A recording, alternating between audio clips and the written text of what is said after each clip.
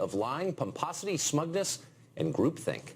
Well, 3 weeks after the presidential election, and it is still not over. Recounts are about to commence in a number of states, including the key battlegrounds of Michigan, Wisconsin, and Pennsylvania. The process is expected to take weeks and cost millions. The justification for all of this? Mutterings on the left that Vladimir Putin may have rigged the election for Donald Trump. The driving force behind the recount is Green Party candidate Jill Stein. Joining me now is Dr. Stein's campaign manager, David Cobb, who was himself the Green Party candidate for president in 2004. David, thanks a lot for coming on tonight. So, well, thank you so much. But I do want to correct the record that we don't know, or not making any allegations about foreign cyber attacks or anything else. So what we do know is there are problems in this election. Okay, so what were the problems? The problems are that we were, in those 3 states, what we saw were statistical anomalies that were not expected. We saw results that the polling data shows were not true. And most importantly, Tucker, what we're seeing is voting systems that cannot be trusted. What we see are the use of technology that is highly problematic, that have proven to be hacked by security experts. So all we're asking for is a recount in order to have confidence in the integrity of the election results. That's all. Well, a couple of things. You said we saw results we didn't expect, and that goes for a lot of us. But polls don't reflect reality. They are a prediction of what we think might happen. They can be wrong. So why wouldn't the emphasis be on why the polling didn't accurately predict what actually happened? You know, Tucker, it's a fair question, and what we're saying is this. The polls don't, about what people might be doing don't matter. What matters is the voting results themselves. That's right. A recount is allowed under law. A recount is a legal right of a candidate. We have met those legal rights, and we are going to have the opportunity to ensure that there is integrity in the voting system. And that's something that I hope you and your viewers would agree is something that would be good for all of us. It goes without saying, and I'm not against, I'm for recounts if there is any evidence of fraud or mistakes. But there isn't in this case, and everybody agrees with that, including the Secretary of State of Michigan, who said there are no even credible allegations to that effect. Hillary Clinton's lawyers said there is no evidence that there were any fraud or malfeasance in this election. So what is the core justification for putting the country through this? I don't understand. Well, what I'm telling you is this. There is a legal right to secure confidence in the integrity of the election results. Right. Recounts are a very good way to do that. In 2004, I, as the Green Party nominee, demanded a recount in Ohio. And what we found from that was just how untrustworthy the election system is. Did you know that 2 election officials went to jail in Cuyahoga County in Cleveland in 2004? Okay, but just to bring you back to topic, we're talking about direct. Okay, I don't want to interrupt you, Mr. Cobb, but I want to talk about this election, the recount that is commencing now. So your description of the justification, with respect, doesn't really match that of your candidate, Jill Stein, who was on The View today. And for the sake of my job, I watched the entire thing. And she said this, and I'm quoting now. She said, this is this morning, the machines are really tamper-friendly. They're easy to hack. Now, as far as I know, none of those machines is connected directly to the internet. So how exactly would they be hacked and by whom? What is she alleging exactly? And don't be sneaky. Actually, tell me exactly what she means. No, I'll tell you. Look, the machines are, in fact, connected to the internet for certain periods of time. That's number one. Number two, those machines, especially the DRE, the so-called black box voting machines, are using proprietary software. And most importantly, there is no guaranteed paper trail that we can check.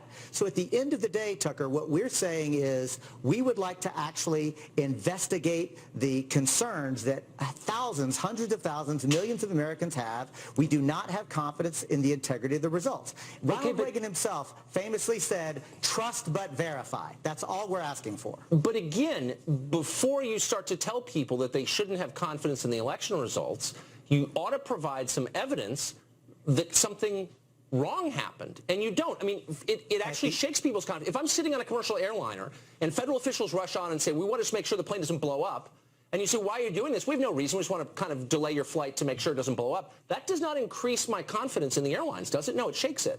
And that is roughly what you're doing for no justification. With respect, I disagree. At the end of the day, recounts should actually increase the confidence if, in fact, no tampering is found. If, in fact, the election is accurate, we're not saying that the election results are going to change. We are saying we have a right to have confidence in the integrity of our election system. Okay. That is what we are doing. I'm very proud of that. Okay. And you're also raising a ton of money doing it, more than twice what I think Dr. Stein raised during this campaign season. But answer this question. You're suggesting that these machines could have been hacked. How specifically? You raised the suggestion. Back it up. Tell me how the Russians or some hostile foreign actor could have hacked these machines. You see, that's not fair. Number one, you bring up the money as a throwaway, a dig at my integrity and my candidate's integrity. So I'm going to tell you that it's very important to understand. Let me finish, please. At the end of the day, it's important to understand that we raised all of that money in small donor donations, $47 average. 140,000 people have made donations. Only 414 of them have been over $1,000. So the money that's being raised is pouring in from that makes it even more poignant. Who have concerns. Okay, but then pledge this then. And I'm not calling your integrity into question, but since you raised it, will you pledge here right now that that money will only go to recount efforts, that none of it will be spent for party activities or future campaigns?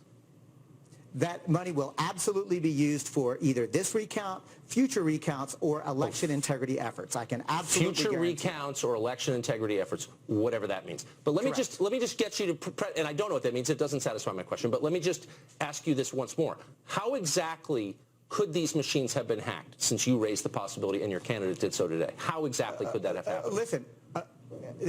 Harry Hursty, computer expert, multiple computer experts have in fact hacked the very machines that are at play in these states. They have been done, and I don't know how, I don't know if. I know they have been in the past, and because they have been in the past, it is reasonable to have concerns, and if those concerns are reasonable concerns, then we ought to have a recount as during allowed a campaign. During a campaign, a voting machine was hacked. Just because you're making news here, you're saying during an election campaign, a voting machine was hacked by someone, and the outcome was okay. Then you're not saying the same thing. That's never happened in American history that I'm aware of. What I'm saying is these machines have been hacked, not during an election, but it has been proven that they are hackable. That is absolutely true, Tucker. But you don't know how, you don't know by whom, and there's no evidence it actually happened. I don't know if. The discrepancies that you described, the 7% discrepancy between the voting machines in urban areas and those in non-urban areas is obviously explainable by the different demographics in those areas. So there's really nothing underlying this. You kind of see the point I'm making. Perhaps. I mean, of course. It happened in many states, right? People voted in ways not predicted by polling. You do not believe... I see that you do not believe that these recounts should happen. Millions of Americans I'm open-minded. I just think that before you whip people into hysteria, you ought to present some facts. Well, you know, it's interesting because we have a right, and we're exercising our rights as a candidate under law. We have filed the filing fee. We have followed all of the procedures. As somebody who frequently talks about the rule of law, I think you'll agree that if we have a right and exercise that right, we should be allowed to do so. And we should be allowed to do so without as I said at the outset of this, I never contested your right to do it. You have a right to do all kinds of things. Whether they're wise things is an entirely separate question. That's what I was hoping to address tonight, but we're out of time. Mr. Cobb, thanks a lot for joining us. Appreciate it.